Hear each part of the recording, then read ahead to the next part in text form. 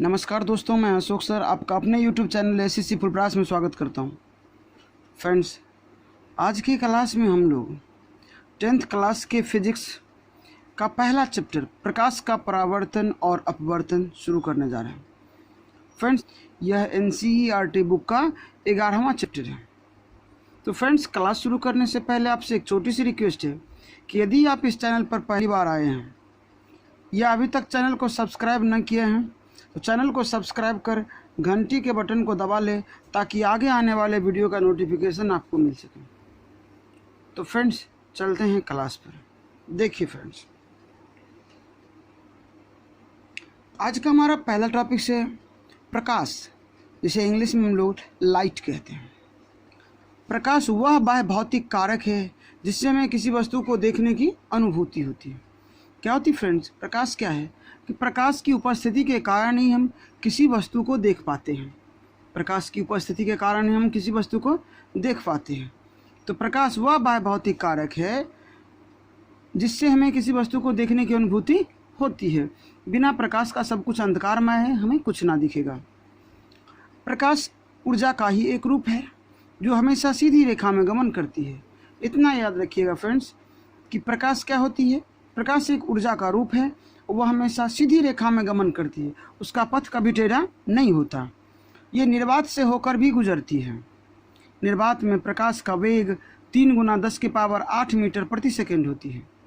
निर्वात में प्रकाश का वेग 3 × 10⁸ मीटर प्रति सेकंड होती है। निर्वात का अर्थ है कि जहाँ कोई भी माध्यम न हो वहाँ वायु भी ना हो। नि मतलब नहीं और वात मतलब वायु। जहाँ वायु भी ना हो वहाँ भी प्रकाश गमन करती है और वहाँ प्रकाश का वेग सबसे अधिक रहता है। 3 × 10⁸ मीटर पर सेकेंड, या इसे किलोमीटर में बदलिएगा तो 1000 से भाग दे दीजिए, मतलब 3 × 10⁵ किलोमीटर पर सेकेंड होता है। कांच में प्रकाश की चाल 2 × 10⁸ मीटर प्रति सेकेंड होती है। कांच में प्रकाश की चाल 2 × 10⁸ मीटर प्रति सेकंड होती है तथा पानी में प्रकाश की चाल 2.25 × 10⁸ मीटर प्रति सेकंड होती है। पानी में प्रकाश की चाल 2.25 × 10⁸ मीटर प्रति सेकंड होता है। प्रकाश एक विद्युत चुंबकीय तरंग है।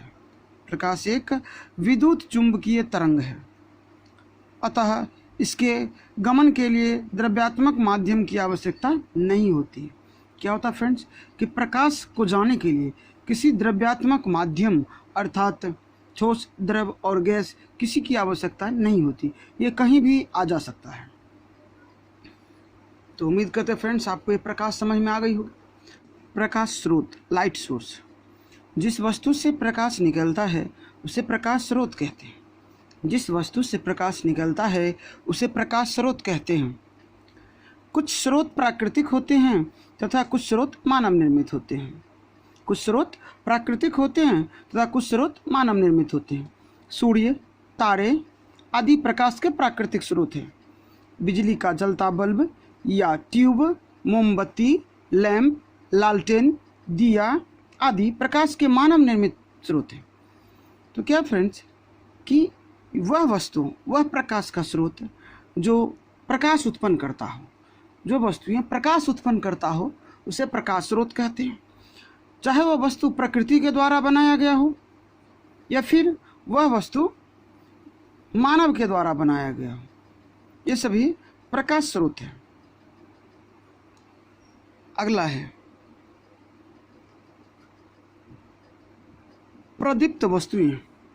वे वस्तुएं जो प्रकाश उत्सर्जित करती है, वे वस्तुएं जो प्रकाश उत्सर्जित करती है उसे प्रदीप्त या दीप्तिमान वस्तु कहते हैं। वे वस्तुएं जो प्रकाश उत्सर्जित करती है उसे प्रदीप्त या दीप्तिमान वस्तुएं कहते हैं। जैसे सूर्य, तारे, जुगनू आदि, ये सभी दीप्तिमान वस्तुएं हैं। अप्रदीप्त वस्तुएं, जो वस्तुएं स्वयं प्रकाश उत्सर्जित नहीं करती है उसे अप्रदीप्त वस्तु कहते हैं। जो वस्तु स्वयं प्रकाश उत्सर्जित नहीं करती है उसे अप्रदीप्त वस्तु कहते हैं। जैसे चंद्रमा, टेबल, कुर्सी, पुस्तक आदि, ये वस्तुएं प्रकाश उत्सर्जित नहीं करती है। प्रकीर्णन, प्रकाश जब सूक्ष्म कणों पर पड़ता है तो वे कण उन पर पड़ने वाले प्रकाश की कुछ ऊर्जा को अवशोषित कर फिर उसे चारों ओर विकिरित करते हैं। प्रकाश जब सूक्ष्म कणों पर पड़ता है तो वे कण उन पर पड़ने वाले प्रकाश की कुछ ऊर्जा को अवशोषित कर फिर उन्हें चारों ओर विकिरित करते हैं। इस प्रक्रिया को प्रकीर्णन कहते हैं। इस प्रक्रिया को प्रकीर्णन कहते हैं। प्रकीर्णन के कारण ही जहाँ पर सूर्य की प्रकाश डायरेक्ट नहीं पहुँचती है वहाँ की वस्तुएं भी हमें दिखती है। जैसे घर में हम जाते हैं जहाँ पर सूर्य की डायरेक्ट प्रकाश नहीं पड़ती है, फिर भी वस्तु वहाँ हमें दिखती है। छाया क्षेत्र में सूर्य का प्रकाश डायरेक्ट नहीं पहुँचता, फिर भी वहाँ रखी वस्तुएं हमें दिखती है। तो ये सभी होती है प्रकीर्णन के कारण। किरण, जिसे रे कहते हैं। प्रकाश के गमन पथ की दिशा को किरण कहते हैं। प्रकाश के गमन पथ की दिशा को किरण कहते हैं। तो क्या होती है फ्रेंड्स कि प्रकाश हमेशा सीधी रेखा में गमन करती है, और यहाँ पर सीधी रेखा में गमन किया हुआ हमने एक चित्र दिखाया है, तो ये प्रकाश का पथ कहलाएगा, किरण कहलाएगा।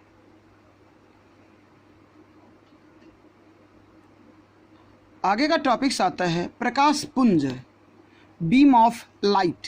बीम ऑफ लाइट, किरणों के समूह को प्रकाश पुंज कहते हैं। किरणों के समूह को प्रकाश पुंज कहते हैं।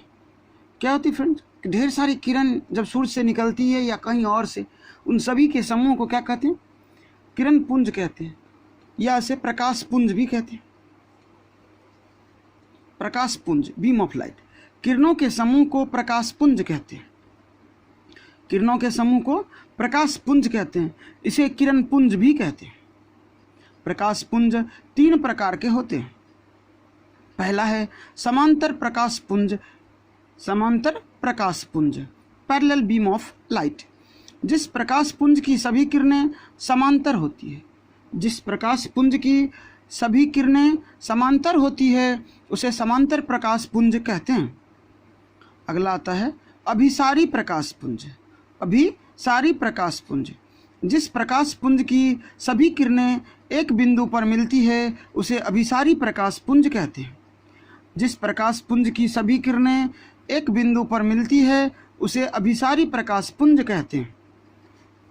इसे संतृप्त प्रकाश पुंज भी कहते हैं। यहाँ देखिए फ्रेंड्स, इधर से भी किरण आ रही है और इधर से भी और इधर से भी, ये सभी इस बिंदु पर आकर मिल रही है, तो ये क्या कहलाएगा अभिसारी प्रकाश पुंज। और ये पैरेलल है, इसीलिए पैरेलल प्रकाश पुंज कहते हैं, समांतर प्रकाश पुंज कहते हैं।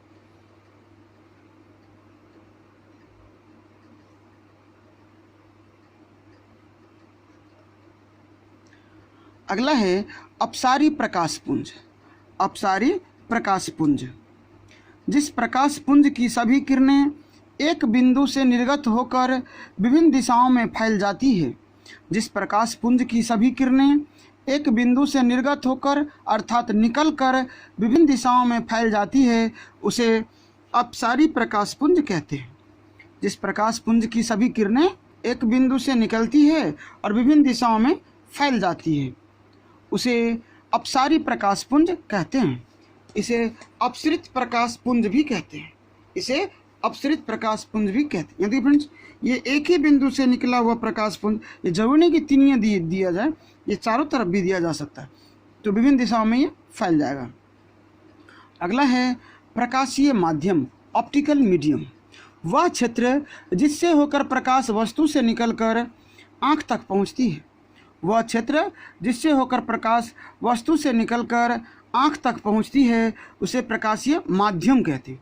क्या होता है फ्रेंड्स, जिस किसी भी क्षेत्र से होकर प्रकाश हमारी आँख तक पहुँचती है हम वैसे क्षेत्र को प्रकाशीय माध्यम कहते हैं। जैसे हवा, कांच, पानी, ताप आदि, इन सभी से होकर प्रकाश हमारे आँखों तक पहुँचती है तो हम क्या कहते हैं, उसे प्रकाशीय माध्यम कहते हैं। प्रकृति के अनुसार माध्यम 2 प्रकार के होते हैं। प्रकृति के अनुसार प्रकाशीय माध्यम 2 प्रकार के होते हैं। पहला है समांगी माध्यम। समांगी माध्यम, होमोजीनियस, ऐसा माध्यम जिनके प्रत्येक भाग का गुण और बनावट एक समान होते हैं। ऐसा माध्यम जिनके प्रत्येक भाग का गुण और बनावट एक समान होते हैं उसे समांगी माध्यम कहते हैं। जैसे जल और कांच, मतलब क्या कि पानी और कांच के प्रत्येक भाग की बनावट एक समान होती है, इसलिए इसे समांगी माध्यम कहते हैं। अगला है विसमांगी माध्यम। ऐसा माध्यम जिनके प्रत्येक भाग का गुण और बनावट असमान होते हैं। ऐसा माध्यम जिनके प्रत्येक भाग की गुण और बनावट असमान होती है, अर्थात एक समान नहीं होती है, उसे विसमांगी माध्यम कहते हैं।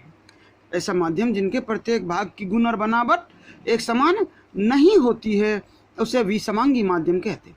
जैसे हवा, क्या होती फ्रेंड्स कि हवा की बनावट सब जगह एक समान नहीं होती, क्योंकि कहीं कार्बन डाइऑक्साइड की मात्राएं ज़्यादा होती है तो कहीं ऑक्सीजन की मात्राएं ज़्यादा होती।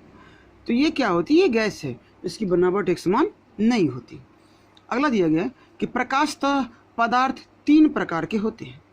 प्रकाशतः पदार्थ 3 प्रकार के होते हैं।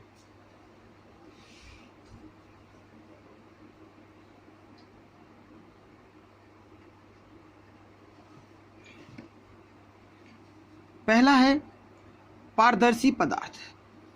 पारदर्शी पदार्थ जिस पदार्थों से होकर प्रकाश पूर्णतः गमन या आर पार कर जाती है। जिस पदार्थ से होकर प्रकाश पूर्ण रूपेण गमन या आर पार कर जाती है, उसे पारदर्शी पदार्थ कहते हैं। जैसे कांच, पानी, हवा आदि। जिन पदार्थों से होकर प्रकाश पूर्ण रूपेण गमन कर जाती है, उसे पारदर्शी पदार्थ कहते हैं। जैसे कांच, पानी, हवा आदि। अगला हमारा अपारदर्शी पदार्थ है। जिन पदार्थों से होकर प्रकाश नहीं निकल पाता है, जिन पदार्थों से होकर प्रकाश नहीं निकल पाता है, उसे अपारदर्शी पदार्थ कहते हैं। उसे अपारदर्शी पदार्थ कहते हैं। जैसे पत्थर, ईंट, किताब आदि। फ्रेंड्स, क्या होती है कि पत्थर को प्रकाश आर पार नहीं कर सकता, ईंट को भी आर पार नहीं कर सकता, किताब में भी आर पार नहीं होती, तो इसे हम क्या कहते हैं, अपारदर्शी पदार्थ कहते हैं। अगला है पारभासी पदार्थ। अगला है पारभासी पदार्थ। अगला है पारभासी पदार्थ जिन पदार्थों से होकर प्रकाश का कुछ अंश बाहर निकलता है। जिन पदार्थों से होकर प्रकाश का कुछ अंश बाहर निकलता है, उसे पारभासी पदार्थ कहते हैं।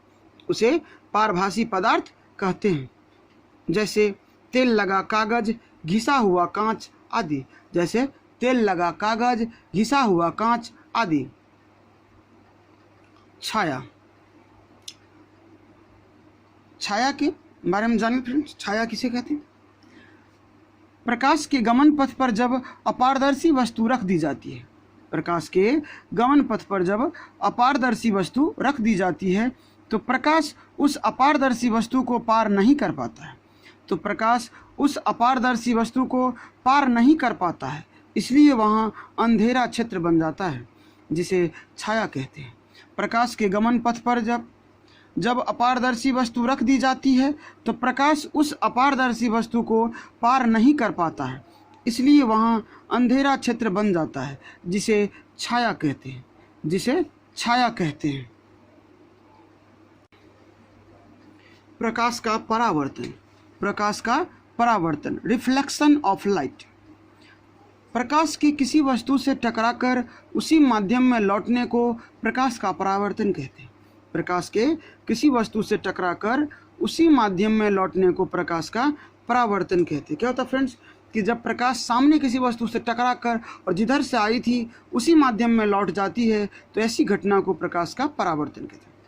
प्रकाश जिस वस्तु से टकराकर लौटती है, उसे परावर्तक सतह कहते हैं।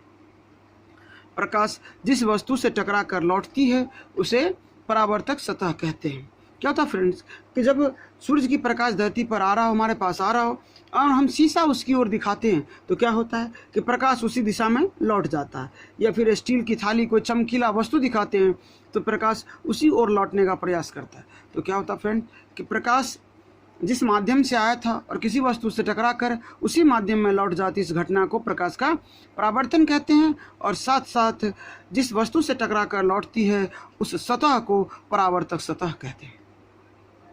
परावर्तक सतह की प्रकृति के अनुसार परावर्तन 2 प्रकार के होते हैं। परावर्तक सतह की प्रकृति के अनुसार परावर्तन दो प्रकार के होते हैं।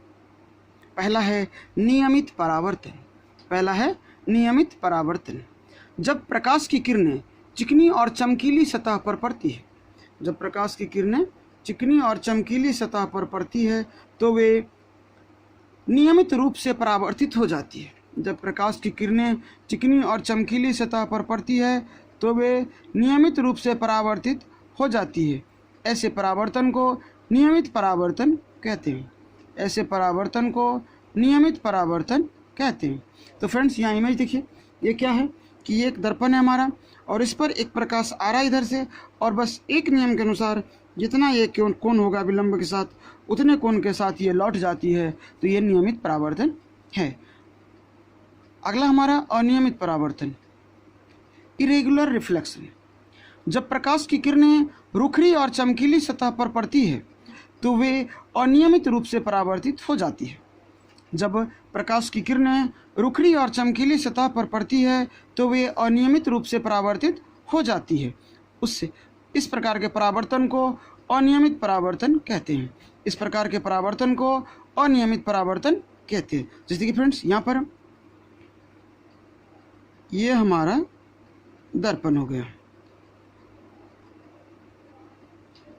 और इधर से एक प्रकाश आई, इस सतह पर पड़ते ही इधर की ओर मुड़ गया।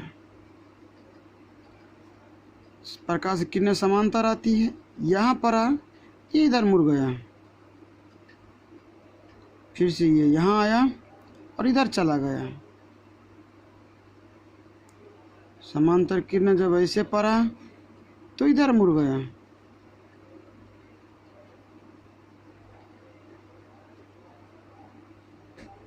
तो क्या होती है फ्रेंड्स कि प्रकाश का जो ये परावर्तन है ये किसी नियम के अनुसार नहीं होता, ये बाय डिफ़ॉल्ट कहीं से कहीं परावर्तित हो जाती है, क्योंकि ये सतह ऊबड़ खाबड़ है, रुखरी है।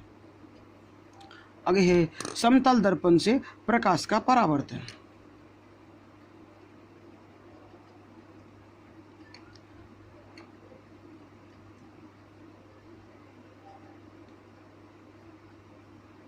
आगे है समतल दर्पण से प्रकाश का परावर्तन।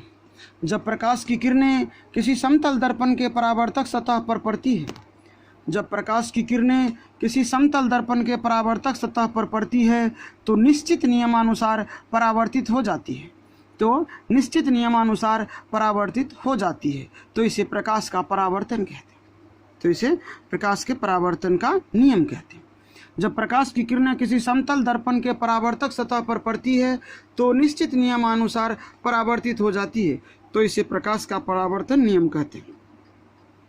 यहाँ पर क्या है फ्रेंड्स कि ये दर्पण हमारा, ये आपतन बिंदु, आपतन बिंदु इसलिए है क्योंकि ये जो ए ओ किरण है हमारा, ये प्रकाश की किरण है और वो जहाँ पर मिलती है दर्पण की अर्थात ओ बिंदु पर मिलती है, तो ये तो आपतित किरण हो गई और ये ओ बिंदु हमारा आपतन बिंदु हो गया। जितना कोण के साथ ये आया था अभिलंब, ये हमारा बीच में विलंब हो गया। ये अभिलंब के साथ जितना डिग्री का कोण बना रहा होगा उतने डिग्री कोण के साथ ये परावर्तित हो जाएगी। ये परावर्तित किरण है ओ बी दिशा में, तो ये आपतन बिंदु हो गई। ये समतल दर्पण है और अभिलंब के साथ जो कोण बनाता है उसे आपतन कोण कहते हैं। आपतित किरण अभिलंब के साथ जो कोण बनाता है उसे आपतन कोण कहते हैं और इसे आई से सूचित किया जाता है। और यहाँ क्या है कि परावर्तित किरण अभिलंब के साथ जो कोण बनाता है उसे परावर्तन कोण कहते हैं और उसे आर से सूचित किया जाता है। तो यहाँ पर आता है कि आपतित किरण क्या है कि जो किरण दर्पण की सतह पर पड़ती है उसे आपतित किरण कहते हैं। जो किरण दर्पण की सतह पर पड़ती है उसे आपतित किरण कहते हैं। चित्र में ए ओ जो है वह आपतित किरण है। चित्र में क्या है कि ए ओ जो है वह आपतित किरण है। आपतन बिंदु, पॉइंट ऑफ इंसिडेंस, दर्पण की सतह पर स्थित वह बिंदु जहां आपतित किरणें पड़ती है। दर्पण की सतह पर स्थित वह बिंदु जहां आपतित किरणें पड़ती है उसे आपतन बिंदु कहते हैं। फ्रेंड्स, हमने इससे पहले आपको चित्र दिखाया था, वहाँ पर जो ओ है वह क्या है तो आपतन बिंदु है। तो दर्पण के जिस बिंदु पर भी आपतित किरण पड़ती है उसे आपतन बिंदु कहते हैं। अगला है परावर्तित किरण। परावर्तित किरण वह किरण जो दर्पण की सतह से टकराकर वापस लौट जाती है। वह किरण जो दर्पण की सतह से टकराकर वापस लौट जाती है उसे परावर्तित किरण कहते हैं। तो क्या होती है कि ये दर्पण से परावर्तन के बाद लौटा, मतलब टकरा कर लौटा, उसे परावर्तित किरण कहते हैं। और पीछे का चित्र में हमने दिखाया कि OB जो है वह क्या है कि परावर्तित किरण है। आगे है अभिलंब। वह सीधी रेखा जो दर्पण के आपतन बिंदु पर लंब होती है, वह सीधी रेखा जो दर्पण के आपतन बिंदु पर लंब होती है उसे अभिलंब कहते हैं, उसे अभिलंब कहते हैं। अभिलंब दर्पण की सतह के साथ 90 डिग्री का कोण बनाती है। अभिलंब दर्पण के सतह के साथ 90 डिग्री का कोण बनाती है। अभिलंब कोई किरण नहीं है, बल्कि यह आपतित किरण और परावर्तित किरण को अलग करती है। अभिलंब किसी प्रकार का किरण नहीं है, बल्कि यह क्या करती है, आपतित किरण और परावर्तित किरण को अलग करती है।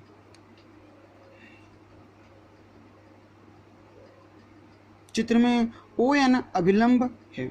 चित्र में क्या है कि ON अभिलंब है। चित्र में ON अभिलंब है।